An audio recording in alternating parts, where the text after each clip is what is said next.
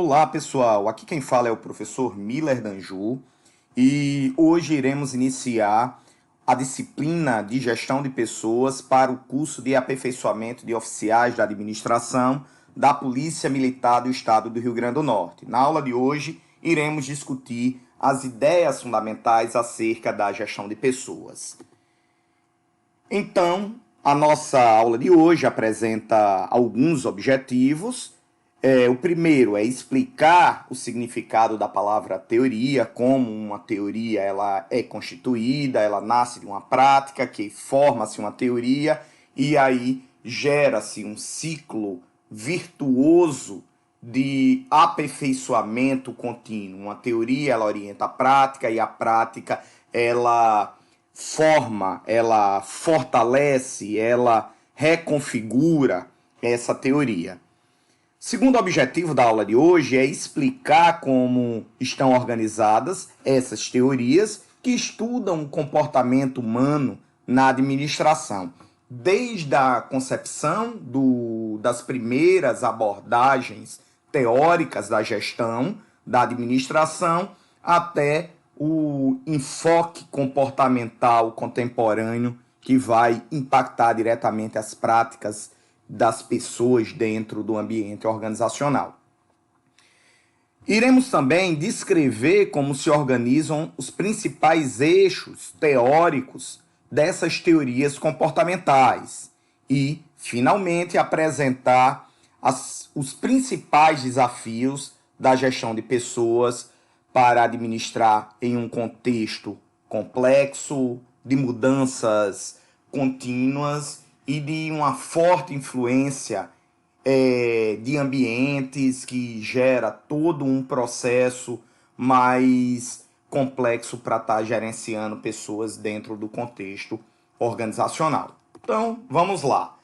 Primeiro, introdução à teoria. O que é uma prática? O que é uma teoria? A teoria, geralmente, nasce de uma observação prática por meio de uma lógica de pensamento indutivo. Então, eu observo a execução de algum tipo de atividade e a partir daí, eu faço registro, sistematizo, aplico o método científico e consigo, dos resultados dessa prática, desenvolver postulados, desenvolver uma teoria que seja robusta, confiável, testada para ser novamente aplicada a essa prática.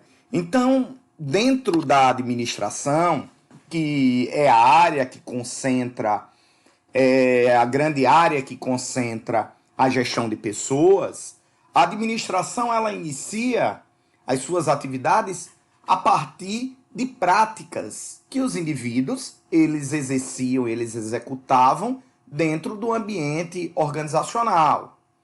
Até meados de 1900, quando um dos primeiros pensadores, denominado de Frederick Taylor, ele começa a sistematizar essas práticas que eram desenvolvidas pelos indivíduos dentro da organização, implementou o método científico para potencializar essas práticas e aí surge as primeiras abordagens teóricas da administração.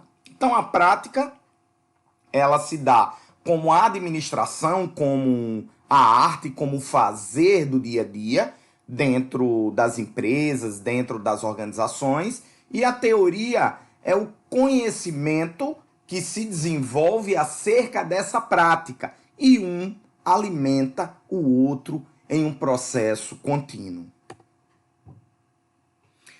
A administração, como eu tinha falado anteriormente, ela surge como teoria no início dos anos de 1900, com a primeira escola da administração. Vou pegar aqui o apontador e aqui temos a escola clássica da administração. Teve como seus primeiros pensadores Frederick Taylor, Henri Fayol, que é um dos fundadores, é o fundador da Ford Motors, empresa que está saindo atualmente aqui do Brasil, que desenvolveu suas atividades durante alguns anos dentro do cenário nacional e está saindo agora devido a questões de mercado, certo? Mas o criador dessa empresa, que foi o Henry Ford, ele foi um dos primeiros pensadores que contribuíram com a estruturação das escolas da administração. A partir desses pensadores, Taylor, Ford, tiveram outros dois principais, que até iremos discutir um pouco sobre eles, Henri Fayol, Max Weber. A partir desses pensadores, desses quatro pensadores, se pôde desenvolver toda uma base teórica para a construção da administração. E a nossa disciplina ela irá se concentrar em fazer uma retomada, hoje, rápida, acerca desses principais pensadores clássicos e iremos entrar efetivamente na escola de relações humanas, que o estudo sobre o sujeito, sobre o indivíduo, todas as práticas de gerenciamento de pessoal, visto o ser humano como uma pessoa que tinha sentimentos, que tinha desejos, necessidades, que se organizava em grupo, que exercia poder dentro da organização, inicia-se com os primeiros estudos na escola de relações humanas. E iremos evoluir com esse pensamento até o enfoque comportamental que hoje é utilizado pela moderna gestão de pessoas, que é um processo de construção teórico que está ainda vigente, certo? Não paramos de evoluir acerca do estudo sobre o sujeito, sobre o indivíduo dentro do contexto organizacional. Então, prosseguindo, principais personagens que construíram aqui na escola clássica as bases da administração. Como eu tinha falado, o primeiro deles foi Frederick Taylor, e ele implementa a administração científica. E o que é administração científica? Ele pega métodos de pesquisa científica e leva para dentro do ambiente industrial, para dentro da indústria, e começa a mensurar, utilizando um cronômetro, utilizando estudos sobre ergonomia, qual seria o melhor movimento para o indivíduo desenvolver uma atividade em um menor tempo, gerando uma melhoria de produtividade, de desempenho, e sem gerar algum tipo de lesão, danos físicos à saúde do trabalhador. Então, esse estudo do Frederick Taylor ficou conhecido como estudo dos tempos e movimentos. Era a melhor forma de se desenvolver atividade em um menor tempo, sem gerar prejuízo à saúde do operário. E essa questão de saúde do operário, Taylor ele não pensa porque era bonzinho, certo? A questão da saúde do operário, nesse período, era pensado por uma questão de redução de um conceito, de um termozinho que utilizamos na gestão de pessoas, que é absenteísmo, que é a falta do indivíduo ao trabalho. Se ele se lesionasse, se ele tivesse algum tipo de incidente e gerasse algum tipo de lesão física, esse indivíduo iria se ausentar do trabalho e geraria algum tipo de problema para o andamento do processo produtivo. E isso se deu a partir das contribuições da administração científica desenvolvida por Taylor. Taylor ele utilizava a seleção dos melhores operários, o treinamento científico desses trabalhadores e a aplicação do indivíduo certo do trabalhador certo para desenvolver a atividade da melhor maneira possível. Vem o conceito aqui também que nós utilizamos, que é de eficiência. Ford, o segundo pensador, ele dá continuidade às contribuições do Frederick Taylor com alguns elementos pontuais. Ford, ele de forma geral, ele é o inventor, é atribuído a ele a invenção dos motores de combustão interna com a estruturação dos primeiros automóveis, mas um dos principais legados do Henry Ford para a administração é isso aqui que nós denominamos de linha de montagem móvel. É uma esteira aonde a produção, produto que está sendo produzido, passa pelo trabalhador e o trabalhador, em um ponto fixo dessa esteira, ele contribui com uma etapa do processo produtivo. Para isso, ele desenvolve especialização do trabalhador. O cara, ele estava numa linha de montagem dentro de uma indústria e ele era responsável apenas por colocar pneus, a roda com pneu no carro. Um outro era responsável só por parafusar esse pneu no carro. Um outro só por fixar a porta. E cada um tinha uma atividade específica e era especialista nessa atividade. E isso se deu dentro da lógica de linha de montagem móvel com a especialização do trabalhador. Ele fixa esse trabalhador num posto de trabalho e para Ford, o trabalho, produto em processo, ele deveria passar pelo trabalhador. Ele ficaria num ponto fixo, a produção ia passando pela esteira móvel e ele iria fazendo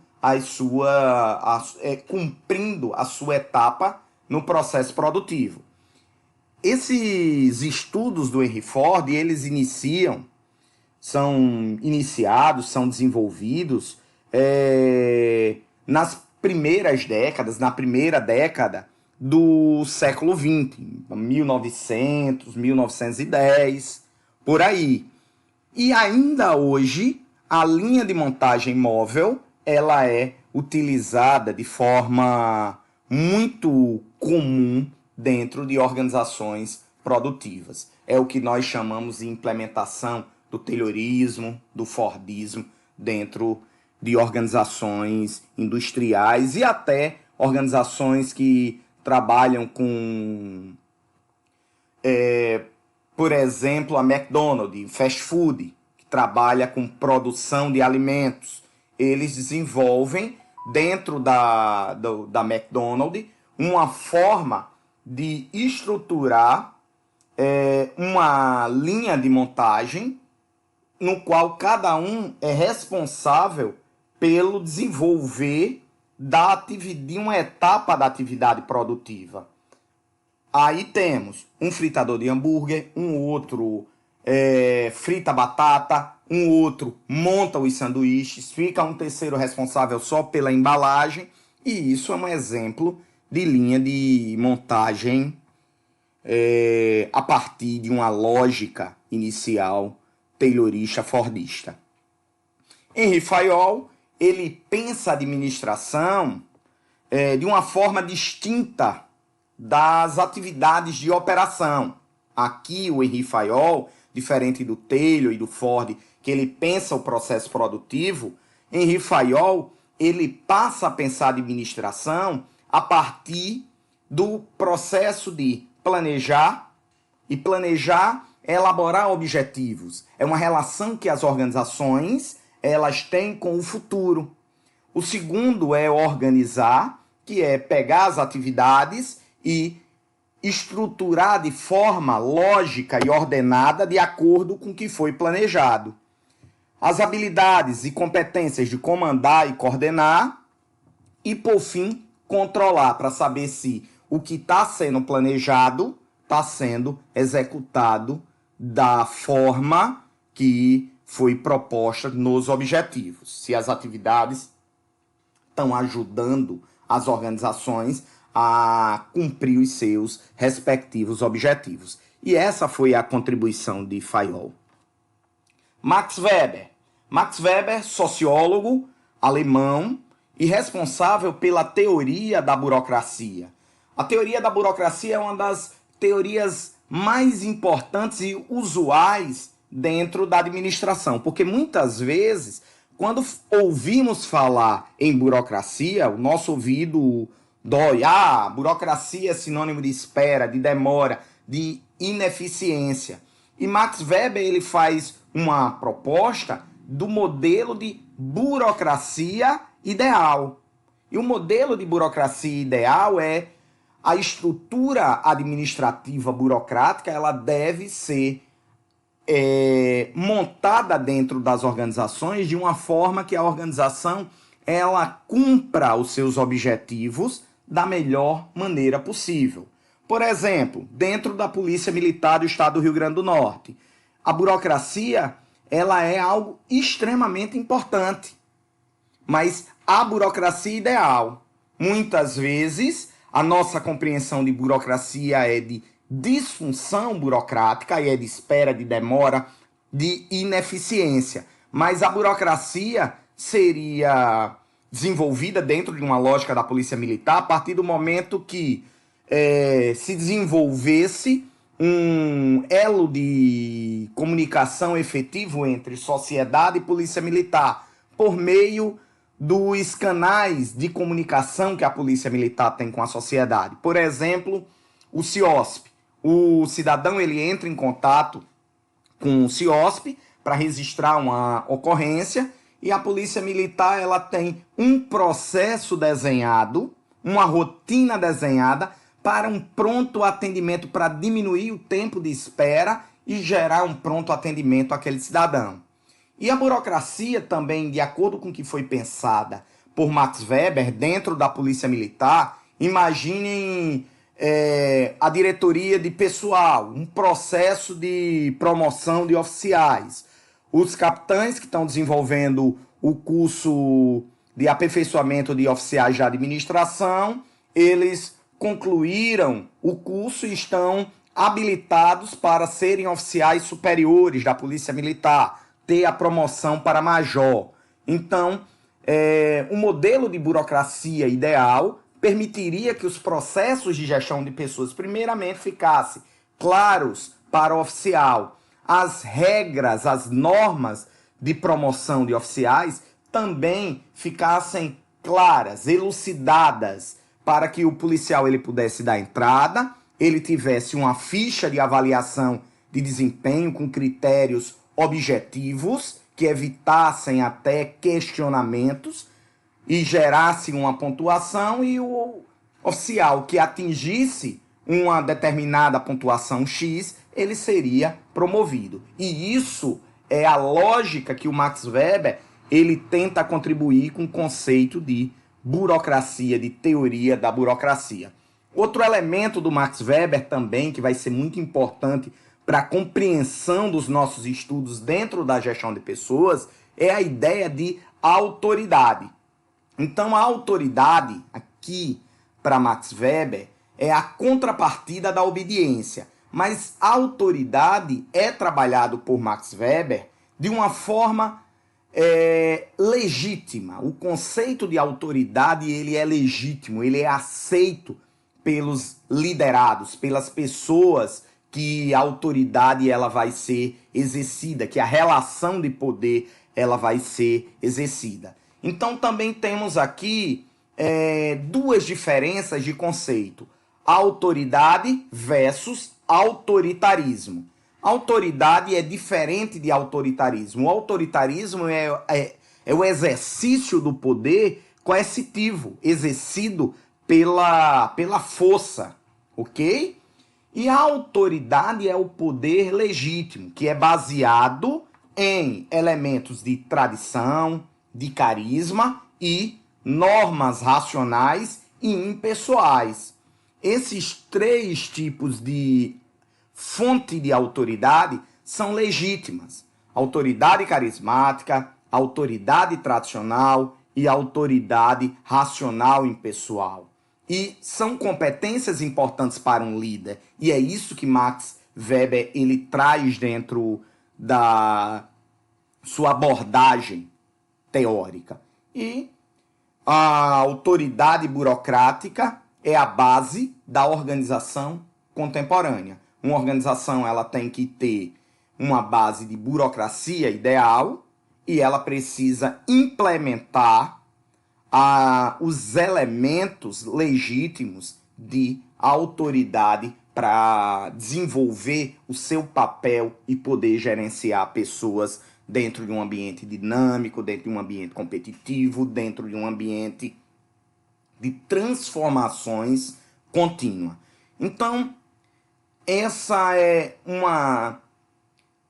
um primeiro momento de reflexão sobre as contribuições dos primeiros pensadores da administração para a nossa disciplina, que é gestão de pessoas. E é importante compreender essas relações para podermos compreender também o papel das pessoas dentro das organizações, sejam públicas, sejam organizações privadas, de forma que as pessoas elas possam ser aproveitadas da melhor maneira possível.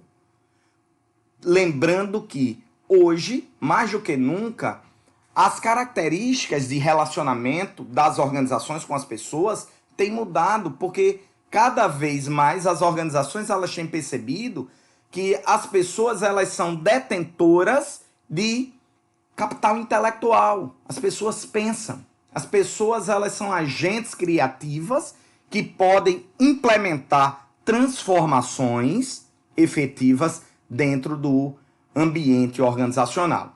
Então, essa tela agora eu apresento para vocês as relações entre os três principais teóricos da administração. Fayol pensa a administração a partir do papel do dirigente, e Ford e Taylor, eles pensam a organização a partir do processo produtivo e a partir da busca pela eficiência operacional do trabalho.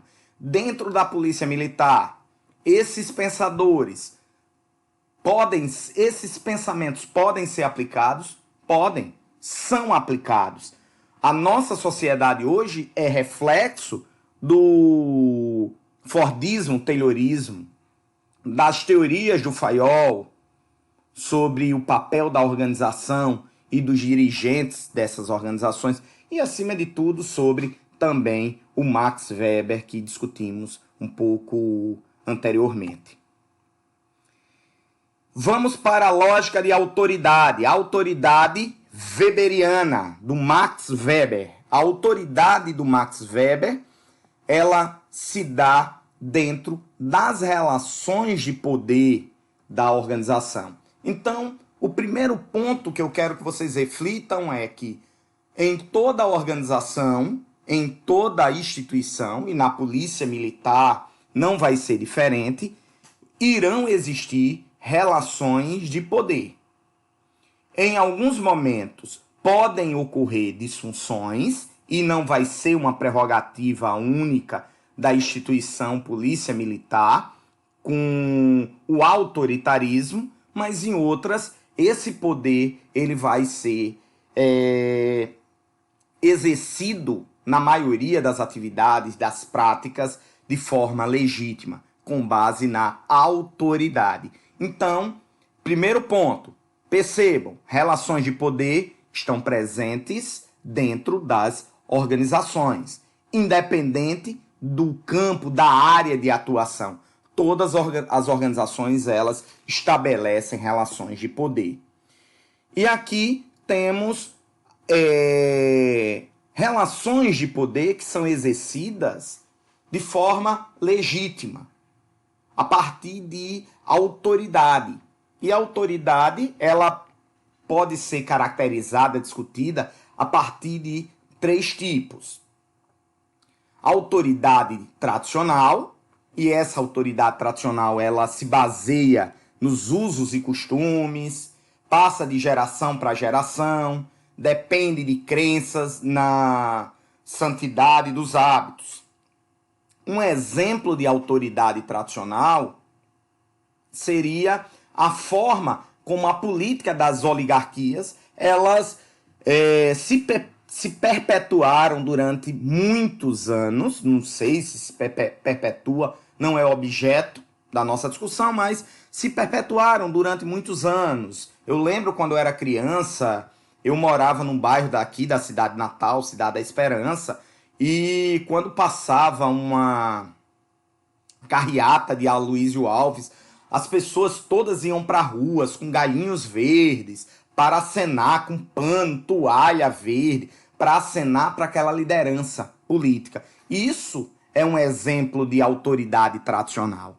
Outro exemplo de autoridade tradicional é o cargo do papado para a Igreja Católica. O Papa é um líder tradicional para aquela instituição. E aí poderíamos ver uma série de outros líderes tradicionais que ainda tanto são representativos para os seus liderados dentro da política local, dentro da política nacional, líderes mundiais que têm uma representatividade tradicional.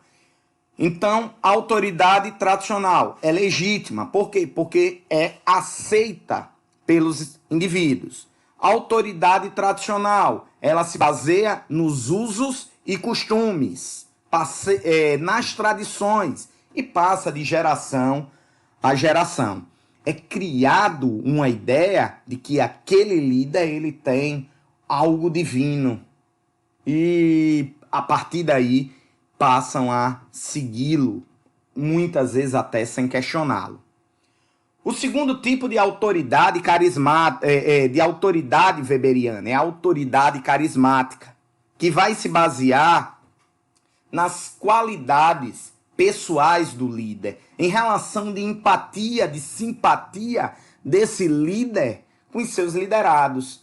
Por exemplo, aí podemos apresentar artistas, podemos estar apresentando pessoas que influenciam outros pela capacidade de gerar empatia. Os influenciadores digitais está muito em moda hoje, recentemente. É uma série de artistas ou de pessoas que há um determinado tempo atrás eram até desconhecidas e por alguns posicionamentos, postagens, discurso nas redes sociais conseguem alavancar 1 milhão, 2 milhões de seguidores. Isso aqui é autoridade carismática, que é baseada no carisma, na empatia entre líder e liderado. E o terceiro tipo de autoridade é a autoridade legal, racional ou racional legal. Vocês vão encontrar na literatura das duas formas.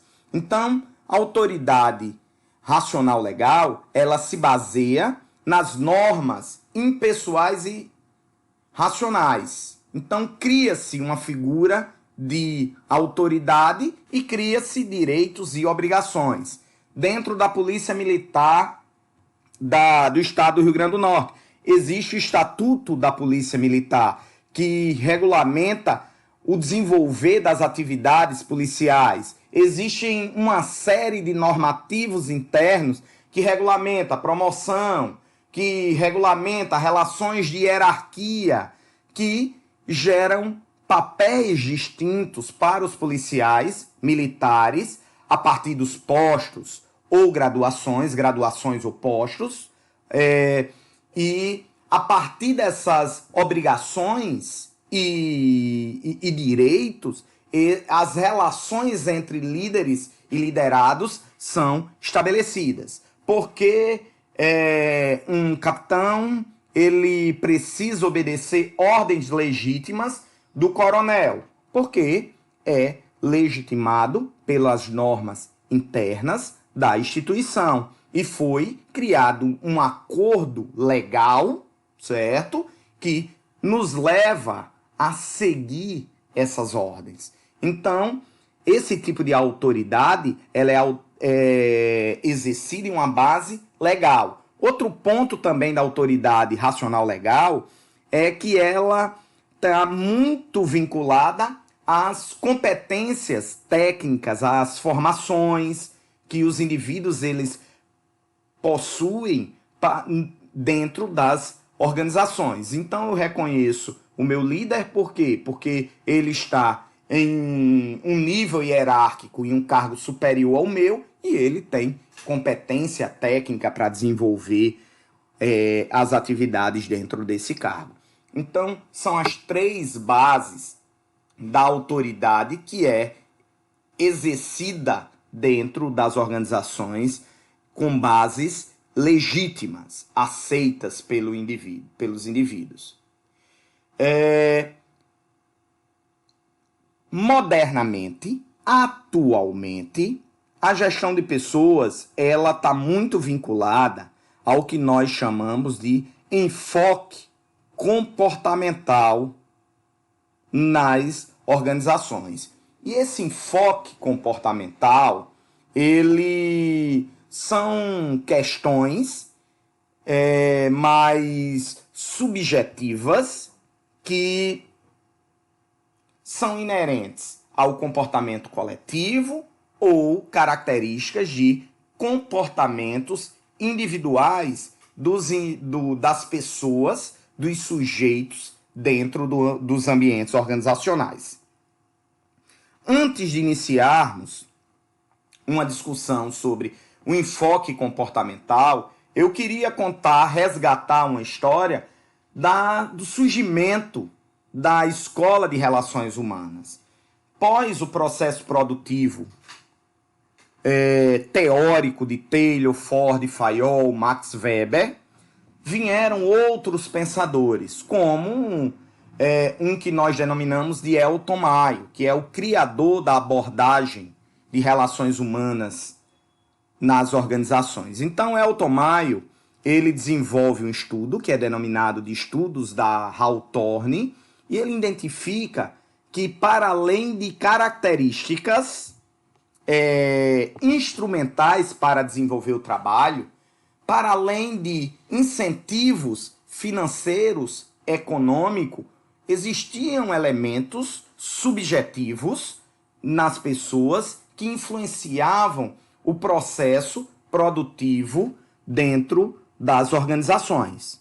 Então, enquanto Taylor, Ford, Fayol, eles pregavam que o homem ele era um ser econômico, ele era motivado unicamente, exclusivamente por dinheiro, Elton Mayo, por meio dos estudos da Hawthorne, ele percebe que existem características subjetivas, existem relações informais dentro das organizações, entre os grupos de indivíduos que constituem a organização, que influenciam a dinâmica organizacional. Existem elementos de motivação, existiam elementos de relações de confiança, de empatia, que eram aspectos subjetivos. Ele percebe que esse homem, ele diferente do homem taylorista fordista, o homos econômicos, esse homem, ele era um homem social, homossocial, e que ele tinha sentimentos e existiam outros fatores que estavam fora da organização, que não eram instrumentais, que influenciariam a produtividade desse indivíduo, desse sujeito dentro das organizações. Então, a partir das contribuições do Elton Mayo, com o estudo da Hawthorne, a gente tem todo um campo de produção da abordagem do enfoque comportamental. E o enfoque comportamental tem 2 grandes áreas de interesse. Primeiro, o comportamento e diferenças individuais. As pessoas, elas são diferentes, elas são subjetivas. Cada pessoa, ela ressignifica as informações, as experiências de forma distinta. Eu estou dando aula para oficiais, capitães da área administrativa, e eu garanto que cada um está percebendo a nossa discussão, o nosso debate de uma forma diferente. E isso se dá porque, do ponto de vista do comportamento individual, nós temos percepções diferentes, vocês possuem personalidades diferentes, vão apresentar competências distintas, que competências se dão dentro do campo de conhecimentos teóricos, de aptidões e habilidades, ou seja, são capitães, todos vivenciaram instruções de tiro dentro da Polícia Militar, mas eu acredito que cada um desenvolveu habilidades próprias para atirar. Atiram com níveis de eficiência diferentes. E isso aqui são elementos do comportamento individual do sujeito. E também, dentro da turma, existem pessoas com atitudes, com interesses e com valores distintos. Podem ter zonas de conexão entre essas atitudes, interesses e valores, mas vão ter também elementos distintos. E também estilos de liderança e de motivação. O outro lado do comportamento, a outro enfoque de interesse do comportamento, se dá a partir do comportamento coletivo. Aí eu deixo de analisar, de estudar o indivíduo sozinho e passo a estudar, a compreender o comportamento do indivíduo na coletividade, em grupos. Aí eu tenho a cultura organizacional, que serão elementos que nós iremos estudar, clima organizacional. A cultura são crenças, valores que são inerentes a uma organização.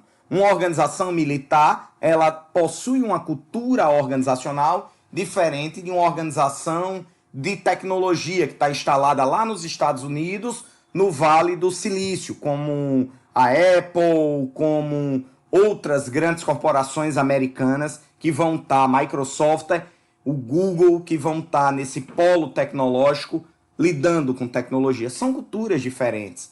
O clima organizacional é o dia a dia. Eu acredito que durante toda a trajetória de vocês dentro da Polícia Militar, deve ter existido algum momento que vocês mudaram de unidade. Por quê? Porque não tinha, e utiliza, e até de forma correta, a palavra, não tem mais clima para eu continuar nessa unidade. E isso é o clima organizacional. Ele pode ser permanente, um ambiente de clima ruim, ou ele pode ser transitório. Eu tive um comandante que eu não tinha tanta empatia com ele, mudou o comando, melhorou o clima da unidade, da OM. E isso aqui se dá pelo clima organizacional. Eu tenho também grupos informais, são os meus amigos que de sexta-feira ou do dia a dia do trabalho, que eu tenho uma maior interlocução, que a gente troca ideia e que está fora da estrutura formal da organização, as minhas relações com esse grupo. Processo de comunicação são elementos de comportamento coletivo, processo de liderança são elementos de comportamento coletivo e, finalmente, o processo de motivação.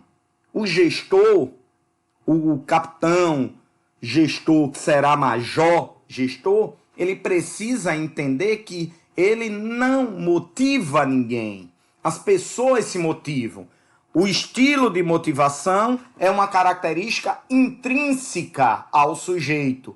O que é que o major ou o atual capitão ele pode fazer em relação aos grupos ao qual ele está exercendo a liderança? Ele pode gerar estímulos que podem ou não motivar, gerar automotivação dos indivíduos dentro do ambiente organizacional. Então, são as duas grandes áreas que nós iremos discutir ao longo das aulas de forma mais detalhada.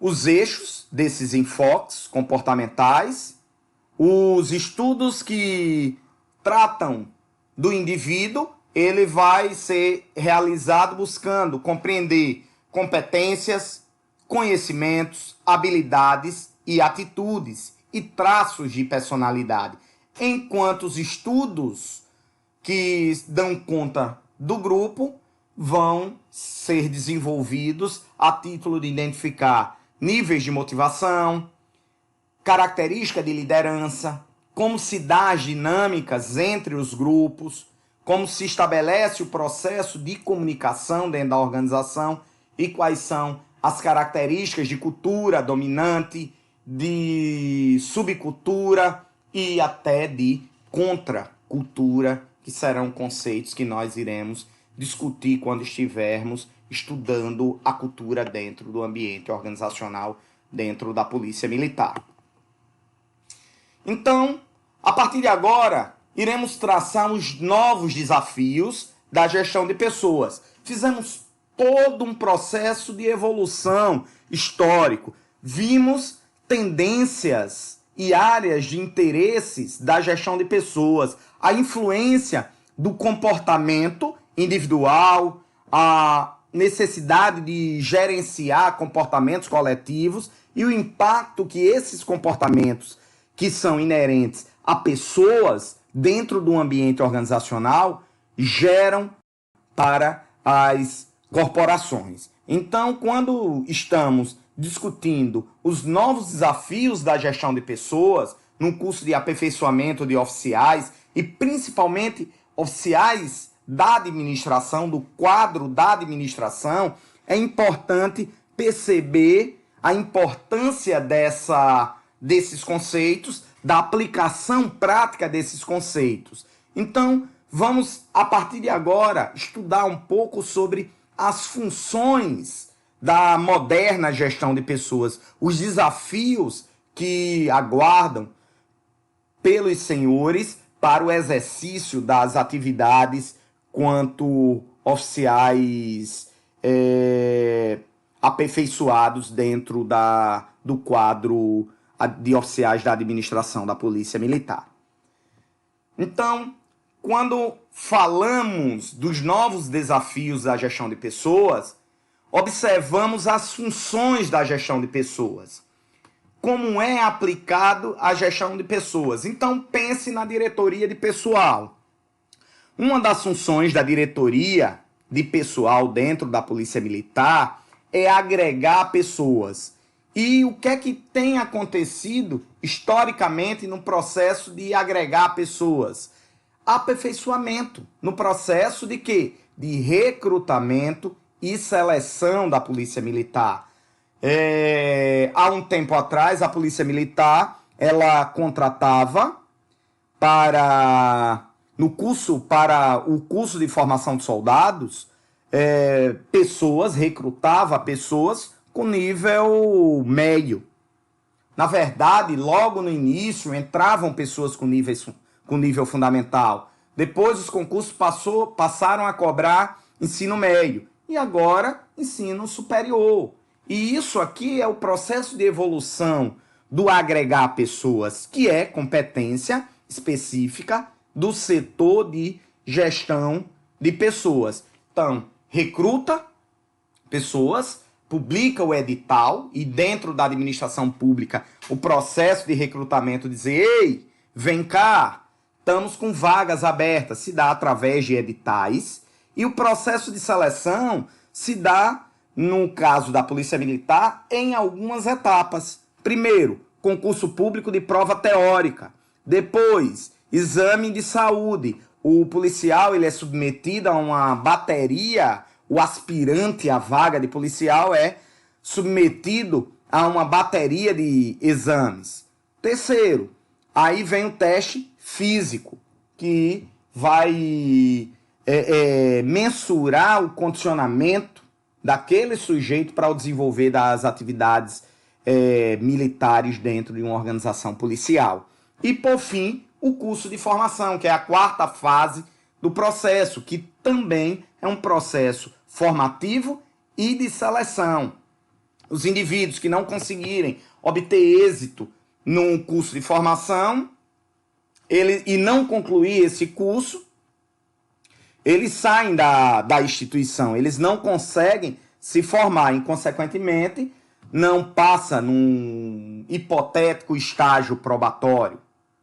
Posteriormente, esse indivíduo ele é agregado, os que conseguirem êxito no curso de formação, eles são agregados e passam a desenvolver as atividades. Então, o primeiro elemento é a porta de entrada, é agregar pessoas, é recrutar e selecionar. Na Polícia Militar, ela se dá dentro de um concurso público que tem 4 fases: exame intelectual, de saúde, físico e o curso de formação. Isso se dá no âmbito do soldado, isso também se dá no âmbito de entrada do oficialato. Recentemente, a Polícia Militar ela não desenvolveu concursos para sargentos. Isso foi mais comum na década de 90, os concursos para ingresso, para entrada direto de sargento, mas recentemente eu não recordo de editais abertos para seleção de sargentos para a Polícia Militar, que também pode ser uma possibilidade de ingresso na corporação. E isso do quadro operacional, ainda tem seleções específicas para o QOS, para o quadro de saúde.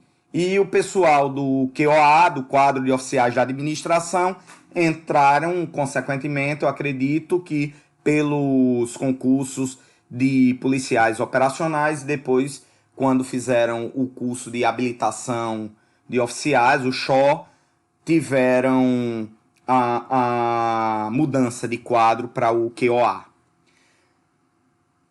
Segundo elemento é o recompensar pessoas. A gestão de pessoas ela precisa aplicar uma política justa de recompensa para as pessoas, de forma que essas recompensas supram as necessidades individuais e as necessidades do cargo. Desenvolvimento de pessoas. É isso que a Polícia Militar está fazendo nesse momento, gerando um processo de formação, de capacitação dos seus policiais.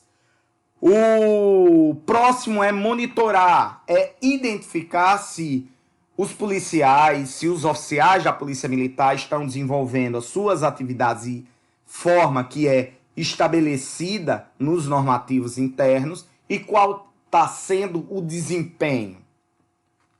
O próximo é manter pessoas, é possibilitar ascensão na carreira. Então, nesse caso, o curso de aperfeiçoamento de oficiais, o CAOA, ele está sendo desenvolvido como uma forma de desenvolver policiais, mas também manter policiais. Por quê? Porque existe uma previsibilidade de promoção. E essa previsibilidade de promoção gera elementos motivacionais, circunstâncias motivacionais que podem motivar os indivíduos dentro da organização e fazer com que ele se mantenha dentro da corporação.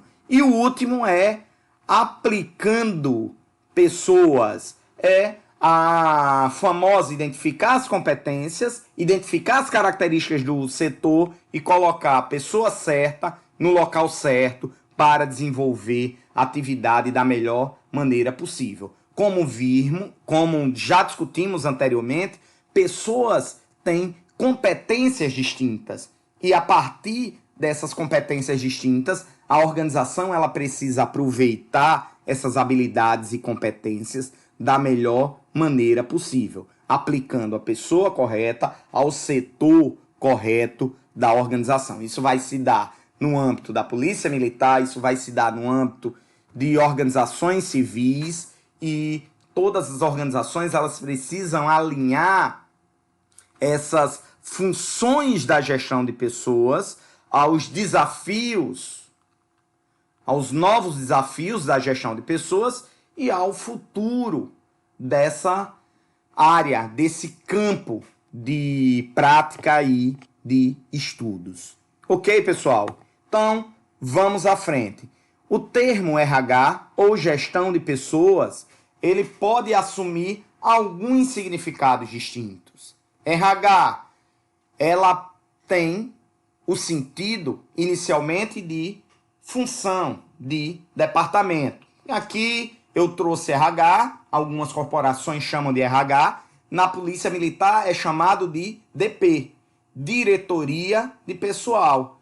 E a DP, ela tem competência de função, de departamento. O policial, ele precisa resolver algum problema, ele em relação a questões de carreira, de profissão, ele vai lá na DP. Ele precisa tirar uma segunda via de uma identidade militar, ele vai lá na DP. Ele precisa dar entrada em algum processo de progressão, de promoção, ele vai lá na diretoria de pessoal.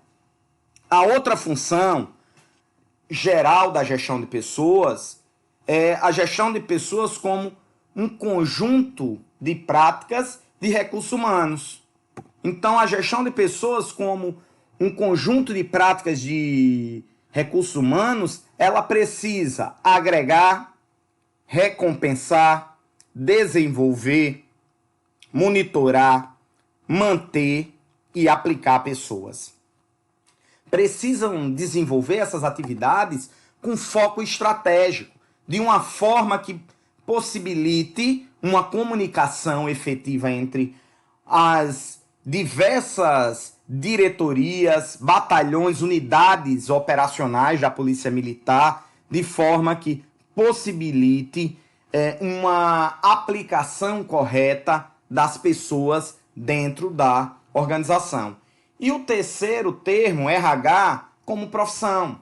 O diretor de pessoal, ele é o gestor de pessoal da Polícia Militar. Os oficiais, o DP1, 2, 3 e o DP4, são oficiais que estão lá na diretoria de pessoal e são profissionais de gerenciamento de pessoas ou profissionais de recursos humanos da corporação, da instituição. Então, são as três terminologias e os três significados diferentes para gestão de pessoas ou recursos humanos dentro das organizações, especificamente pensando de forma de exemplo dentro da Polícia Militar. Um ponto também importante para discutirmos na aula de hoje são objetivos. Toda e qualquer organização ela tem os seus objetivos, mas eu acredito que cada um dos senhores possuam objetivos pessoais e individuais. Então, em alguns momentos, esses objetivos das organizações, eles podem ir em um caminho contrário dos objetivos individuais do trabalhador, do sujeito, do policial militar. Porém, qual é o papel da gestão sistêmica? Qual será o papel dos gestores sistêmicos, dos oficiais superiores da Polícia Militar? É garantir um alinhamento entre objetivos organizacionais e os objetivos do indivíduo, do sujeito. Enquanto as organizações elas querem sobreviver, o sujeito quer melhor salário. Como equacionar essa balança? Como gerar uma relação sustentável entre o objetivo de sobrevivência, de manutenção da instituição e a busca por melhores salários que iriam, consequentemente, onerar custos. E aí a gente vai identificando características de objetivos do indivíduo e características de objetivos da organização. O indivíduo, as organizações, elas buscam crescimento e sustento. Os indivíduos, melhores salários. As organizações, elas buscam qualidade na sua prestação de serviço. Os indivíduos, qualidade de vida no trabalho. As organizações, elas vivem de imagem dentro do ambiente. Os indivíduos, eles têm como objetivos individuais possuir orgulho da sua instituição. Então, o grande papel do gestor é equilibrar essa balança, é gerar um alinhamento entre dentro do possível e sempre tudo dentro do possível, sempre dentro das limitações de recursos, alinhar objetivos organizacionais e objetivos individuais dos sujeitos dentro do ambiente organizacional. E aqui temos o que é a gestão estratégica de pessoas. Então, as organizações, elas precisam hoje perceber que as pessoas, elas são parceiras das organizações. As pessoas, elas não são recursos que são aplicados à mera vontade dos gestores. As pessoas, elas precisam ter esse reconhecimento e se sentir parceira das organizações, e as organizações precisam enxergar essas pessoas a partir de uma relação de parcerias. Então, pessoas, elas são diferentes, as pessoas, elas são diferentes de recursos. Por quê? Porque as pessoas, elas detêm capital intelectual, e o capital intelectual, ele é a força que move as organizações. Cada capitão que está fazendo esse curso, ele tem um leque de conhecimentos acerca da corporação, acerca da instituição, do desenvolver. E a organização, ela precisa aproveitar esses conhecimentos e aplicar esses conhecimentos da melhor maneira possível. Então, os aspectos fundamentais que a moderna gestão de pessoas, ela precisa identificar, ela precisa resgatar, é que as pessoas, primeiramente, são seres humanos. As pessoas, elas são ativadores inteligentes dos recursos organizacionais. Eu posso ter a maior quantidade de recursos dentro da organização. Porém, quem é que ativa esses recursos? Quem é que transforma esses recursos em resultados, em entrega para a sociedade? São as pessoas, principalmente em organizações prestadoras de serviço e serviços de segurança pública, como é a Polícia Militar. Então, as pessoas são parceiros das organizações. As pessoas, elas precisam ser vistas como talentos, fornecedores de competência. E quando eu falo competência, eu falo de conhecimento, de habilidade e atitude. E, por fim, as pessoas como capital humano da organização. As pessoas que detêm conhecimento sobre a instituição, sobre a organização.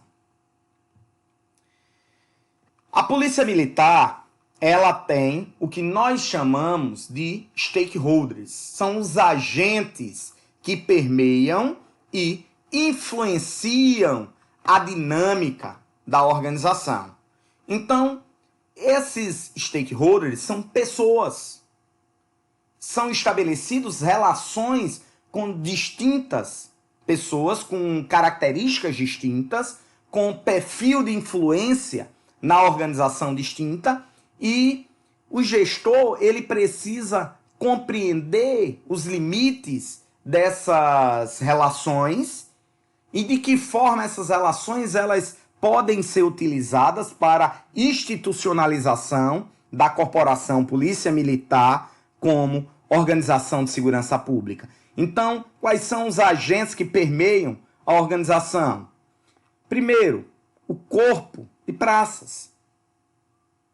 As praças, soldado, subtenente, são os primeiros agentes, stakeholders da organização. É através deles que boa parte dos serviços são prestados. Segundo, os oficiais que compõem essa relação, esse elo entre os profissionais que trabalham na corporação. Aí vem o comando, que estabelece as diretrizes administrativas em conjunto com o governo. Os fornecedores, que injetam recursos juntamente com o governo para que a corporação funcione. Terceirizados, sociedade, que são o fim, certo? O cliente como usuário, sociedade, que é para quem a instituição vai gerar as entregas. Então, esses agentes são constituídos por pessoas complexas, distintas, e os gestores dentro de uma lógica de gerenciamento de pessoas, precisa compreender e aprender a gerenciar os limites de relações entre esses indivíduos. As pessoas como recursos ou parceiros.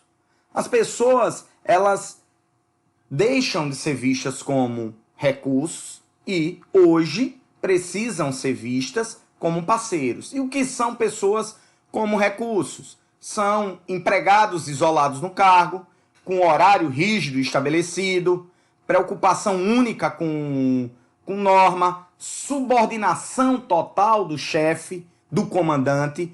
Ela não pode sugerir, ela não pode dar uma ideia, dependência da chefia para fazer qualquer ação, alienação à organização, ênfase na execução, na especialização, ênfase nos manuais.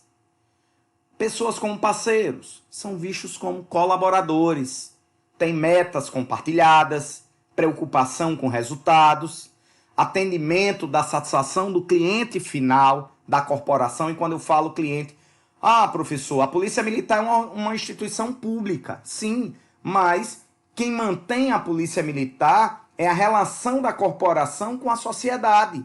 E a Polícia Militar, ela precisa gerar entregas à sociedade, que é serviços de qualidade e de segurança pública. Motivo pelo qual a moderna gestão de pessoas traz essa visão de satisfação, de atendimento e satisfação do cliente.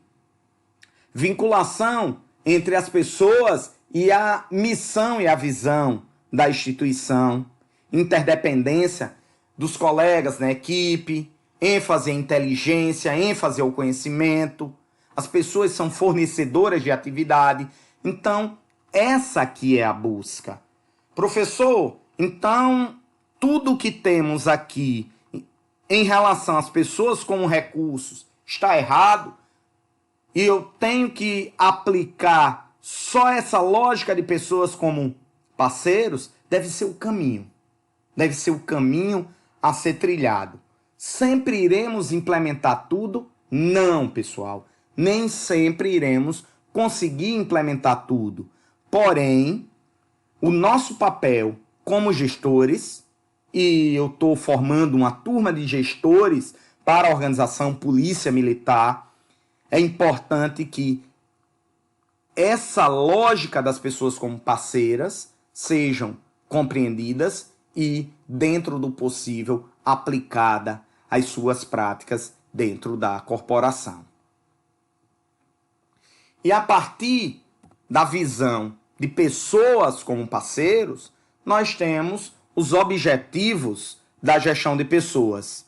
Primeiro objetivo, ajudar a organização a alcançar os seus objetivos, atingir a sua missão. 2, proporcionar competitividade para a organização.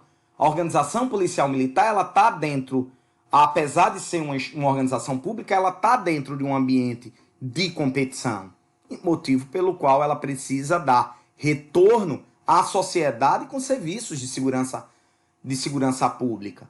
Proporcionar a organização de pessoas bem treinadas, pessoas motivadas, proporcionar o treinamento, a autoatualização, promover qualidade de vida, diminuir o nível de estresse laboral das pessoas dentro da corporação, administrar e impulsionar a mudança, manter as políticas éticas e comportamentos socialmente responsáveis e construir a melhor organização e a melhor equipe para que os serviços, as entregas da corporação sejam materializadas da melhor maneira possível.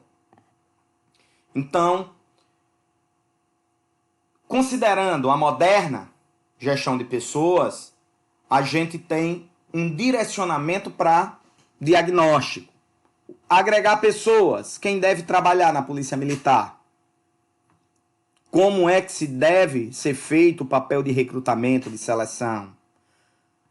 aplicando pessoas, o que as pessoas devem fazer nos seus respectivos cargos. Então, mostra a urgência de uma descrição de rotinas de processos administrativos, de definição de atividades por cargo, por graduação, por posto, patente, como recompensar pessoas. O atual plano de cargos, salários e benefícios da Polícia Militar, ele é eficiente, ele consegue gerar equilíbrio fiscal para o Estado do Rio Grande do Norte e atender às necessidades do efetivo, desenvolver pessoas.